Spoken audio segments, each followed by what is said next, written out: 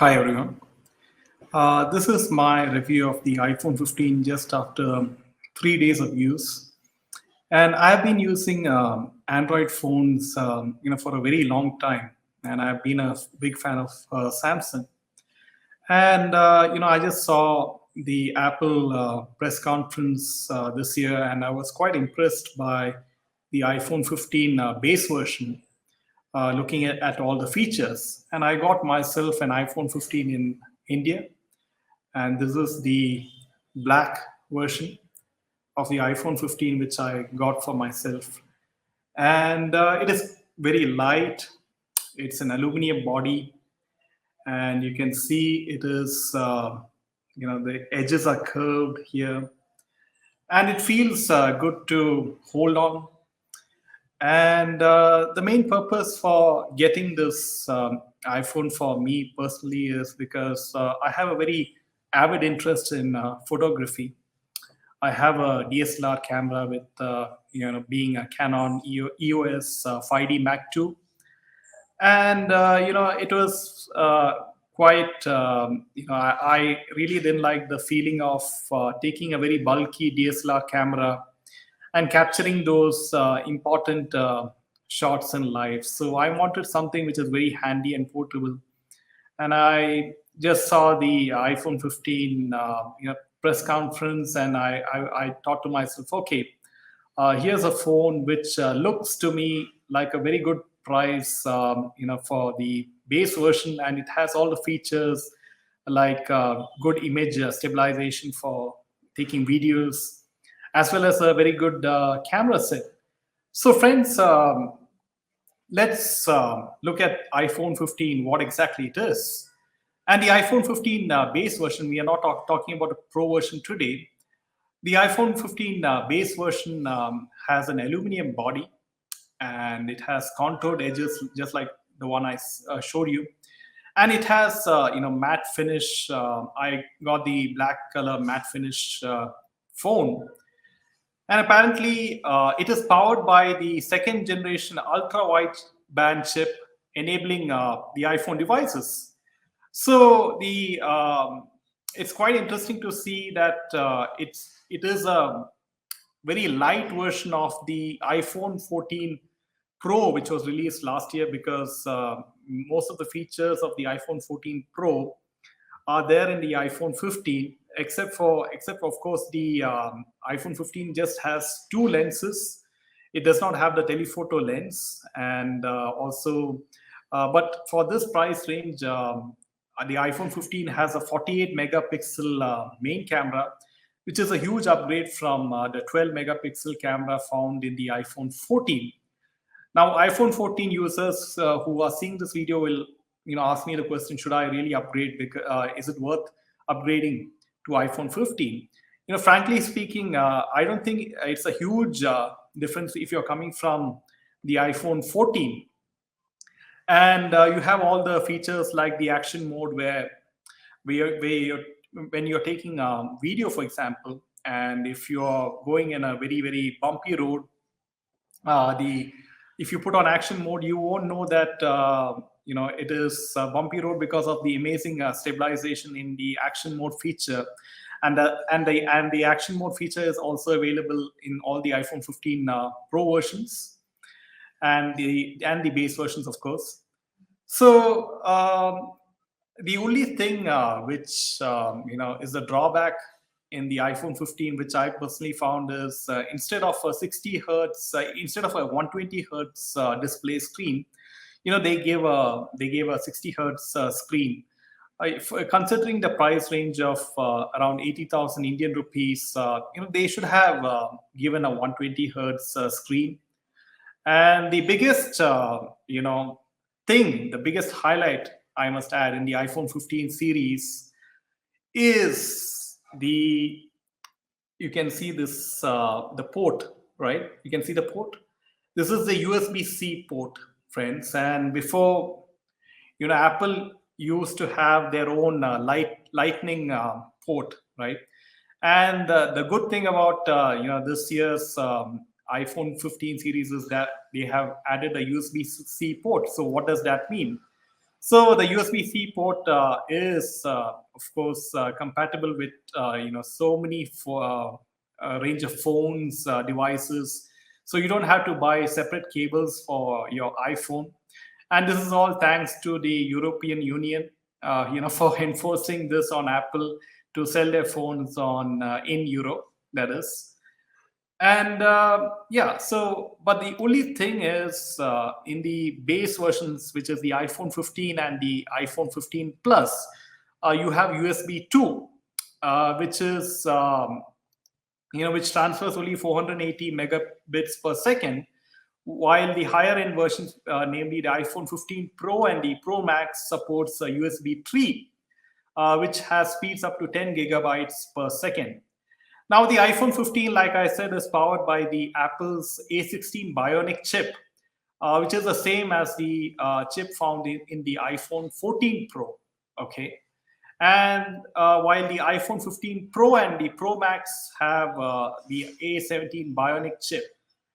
So, interestingly enough, friends, I had a few days with my new device, the iPhone 15, and coming from the Android background, I found myself, because I'm using the iPhone for the first time, and sometimes I feel Apple could have done it a little bit better, because when I take videos on my iPhone, it comes in the MOV format, and when I try to download it in Mac, and when I import it in Premiere Pro, I have to convert all these MOV files into MP4, and that's a bit of hindrance, right? Because you have to do double work. But at the same time, there's something called iCloud, which is of Apple. It's a cloud-based website where all your data is backed. Your data on the phone can be backed up on the Apple's iCloud, and from there you can download the MP4 versions of whatever video you have shot. So these are some things to keep in mind if you're coming from Android phones, right? As well as some things which is of interest is, if you're a gamer, right? All these games like PUBG and all, they can be run very nicely on the iPhone 15 base version, but it cannot replace your PlayStation 5 or the Xbox Series X. But what is interesting in this year's iPhone 15 series is that the higher end versions, the iPhone 15 Pro and the iPhone 15 Pro Max, can even run games which are meant for consoles, games like Assassin's Creed Mirage, games like Resident Evil, which will be releasing for the Pro version. So if you're a very hardcore gamer, I would suggest you go for the higher end versions if if your budget is all the way up there. Now, coming to in terms of photography and videography, I have taken a few shots of the main 48 megapixel camera, as well as the selfie camera. I was quite impressed with the kind of improvements and the kind of quality images which were being taken, and the video as well, especially with regards to the stabilization, with regards to the image quality. You can shoot in either 24 megapixel or 48 megapixel.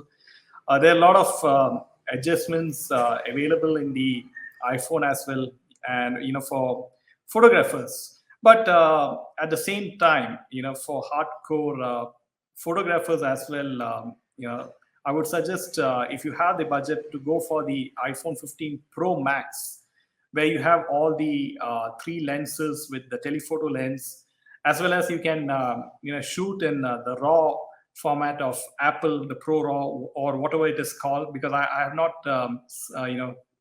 reviewed the iPhone 15 Pro Max. And apparently it is quite interesting to see that even there's something called log footage, LOG footage, which can be shot in the Pro versions of the iPhone 15, and that can be that is equivalent to raw footage of from a professional camera. So if you're a cinematographer, those options are quite interesting for the iPhone 15 Pro Max. So now when it comes to the pricing, in terms of the base versions, which is the iPhone 15 and the iPhone 15 Plus, it is quite comparable to the prices outside India. But the iPhone 15 Pro and Pro Max, they are very expensive in India as compared to if you buy it in the US or places like Dubai. So I have seen many people just go all the way to the US and places like Dubai, have a good 1 to 2 day vacation and buy the phone there and come back to India. So these things are happening, and I really I do hope that in the future that the prices get a bit more accessible in India when iPhone 16 or 17 releases. Now, if you're a very casual casual user, sorry, the iPhone 15 does the job very much nicely. If you just use the phone for browsing your social media, or opening emails, and if you're a very light use, if you use the phone just for picking calls, answering emails, the battery life is very remarkably good. I tested the phone, and for me, for a day of light usage, I charged it in the morning at 100%, and by the end of the day at around 8 p.m., it just went down to say around 78%. But at the same time, on a second day, I took my phone and I shot continuously video for around 20-25 minutes, and it came from 100 to say 65% and that's the kind of observation which I made. And yes, but overall the battery for a smartphone is quite impressive. That's all what I can say. And all in all, I do think, in my opinion, that for a price range of 80,000 rupees, the kind of features which you get for the iPhone, as well as the camera in particular, and the fact that they have added the USB-C port as well, makes it a good buy for this kind of price. So, friends, do let me know what your opinions are. So this is the front camera of the iPhone 15. It is a 48 megapixel camera, and it's kind of amazing because you can see the kind of stabilization. I'm walking in the park, and this is the 1x default view, and this is the 2x, and this is the 0.5x. And today it is rather overcast, and you can see how the camera sensor is adjusting according to the varying light of the sun, and the sun is playing hide and seek between the clouds, and how the camera adjusts to the amount of light which is being shown in the video. You can see the shadows. So it's kind of amazing the kind of depth and the information which is being captured by the camera sensor. And it is all in all, I can say I'm quite impressed with the iPhone 15 camera. So this is the selfie camera, and you can see it is very impressive, and there's a lot of stability in the selfie camera as well, and it is kind of ideal for people who like to do vlogs on a daily basis. And what can I say, the weather is good, and you don't have to sort of carry a professional camera all the time or a GoPro. And the sensor in the front camera, in the selfie camera as well, adjusts to different light conditions as well, and there is stabilization. And all in all, it's a good phone